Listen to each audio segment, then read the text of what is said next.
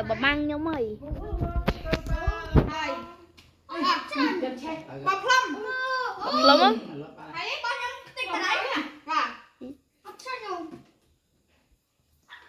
yeah, tiếng Anh của hai cái bài thì